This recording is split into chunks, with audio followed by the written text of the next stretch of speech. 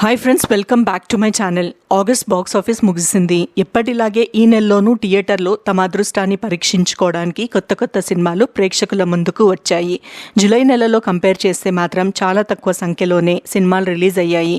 గడిచిన నెల రోజుల్లో 14 స్ట్రైట్ తెలుగు సినిమాలు, 3 డబ్బింగ్ చిత్రాలు టాలీవుడ్లో సందడి చేశాయి. కానీ వాటిలో సంచలనాలు సృష్టించిన సినిమా ఒక్కటంటే ఒక్కటి కూడా లేదు. గత నెలలతో పోలిస్తే సక్సెస్ రేట్ ఇంకా దారుణంగా పడిపోయింది.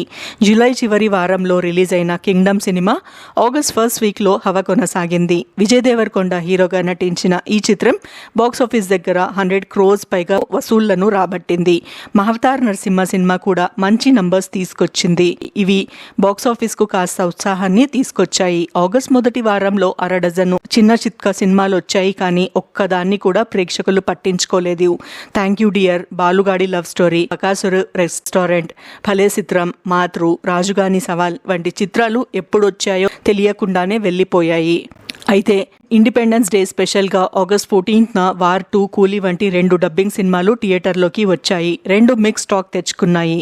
అయినప్పటికీ టాక్తో సంబంధం లేకుండా ఓపెనింగ్స్ తెచ్చుకున్నాయి. లోకేష్ కనకరాజ్ దర్శకత్వంలో రజనీకాంత్, అక్కినేని నాగార్జున, అమీర్ ఖాన్, ఉపేంద్ర, శృతి హాసన్ వంటి భారీ తారాగణంతో తెరకెక్కిన కూలీ సినిమా 1000 crores క్లబ్లో చేరుతుందని అందరూ అనుకున్నారు. కానీ చివరికి 500 crores సరిపెట్టుకుంది.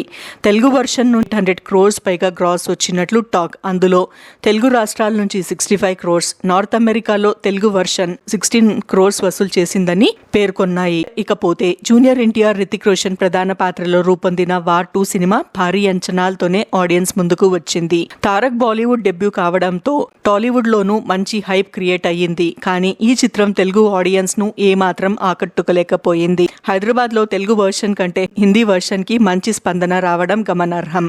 మొత్తం మీద ఈ చిత్రం 350 to 365 crores కలెక్షన్స్ రాబట్టినట్లు ట్రేడ్ వర్గాలు తెలిపాయి. అయితే తెలుగులో ఈ చిత్రాన్ని రిలీజ్ చేసిన నిర్మాత సూర్యదేవర నాగవంశి నష్టాలే మిగిలినట్లు సోషల్ మీడియాలో ప్రచారం జరుగుతుంది. ఇకపోతే ఆగస్ట్ 22న అనుపమ పరమేశ్వరన్ నటించిన పరదా, ఆర్ నారాయణ మూర్తి స్వీయ దర్శకత్వం రూపొందిన యూనివర్సిటీ సినిమాలు రిలీజ్ అయ్యాయి. కానీ 2 ఆశించిన విజయాలు సాధించలేదు. మంచి కంటెంట్తో వచ్చారనే పేరు తెచ్చుకున్నారు, కానీ వసూళ్లు మాత్రం రాబట్టలేకపోయారు. వీటితో పాటు వచ్చిన మేఘాలు చెప్పిన ప్రేమ కథ, స్పృహ, ది బ్లాక్అవుట్ వంటి చిన్న చిత్రాలను ఎవ్వరూ పట్టించుకోలేదు. దీంతో ఆగస్ట్ నెల 3 వారాల్లోనే బాక్స్ ఆఫీస్ వెలవెలబోయింది. ఆగస్ట్ చివరి వారంలో వచ్చిన Nara Rohit Sundarakanda cinema positive talk తెచ్చుకుంది. రివ్యూ కూడా బానే వచ్చాయి. అయినా సరే ఎందుకో జనాలు పెద్దగా థియేటర్లకు రాలేదు. దుల్కర్ సల్మాన్ నిర్మాణంలో కళ్యాణి ప్రియదర్శన్ నటించిన కొత్త లోకా చిత్రం ఆగస్ట్ 28న విడుదలయ్యింది. ఈ డబ్బింగ్ మూవీకి తెలుగులో మంచి స్పందన వచ్చింది. తొలి రోజు కంటే సెకండ్ డే కలెక్షన్స్ ఎక్కువగా వచ్చాయి. అదే రోజున రిలీజ్ అయిన అర్జున్ చక్రవర్తి, త్రిభానాధారి బార్బీ సినిమాలకు విమర్శకుల ప్రశంసలు దక్కాయి. కానీ ఆశించిన కలెక్షన్స్ మాత్రం రాలేదు. ట్రైలర్ తో ఆకట్టుకున్న కన్యాకుమారి మూవీ పరిస్థితి కూడా అలానే ఉంది.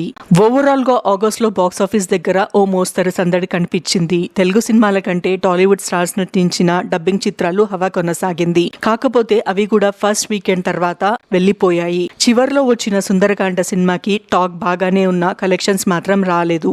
దీంతో సెప్టెంబర్ పైనే ట్రేడ్ ఆశలు పెట్టుకుని ఉన్నారు. ఘాటి, ఓజీ, మిరాయ్, కాంతా వంటి పలు క్రేజీ చిత్రాలు థియేటర్లోకి రాబోతున్నాయి. దసరా ఫెస్టివల్ సీజన్ కూడా ఉంది. మరి సెప్టెంబర్లో టాలీవుడ్ బాక్స్ ఆఫీస్ పరిస్థితి ఎలా ఉంటుందో చూడాలి. మరి ఇలాంటి ఇంట్రెస్టింగ్ న్యూస్ కోసం please subscribe to my channel.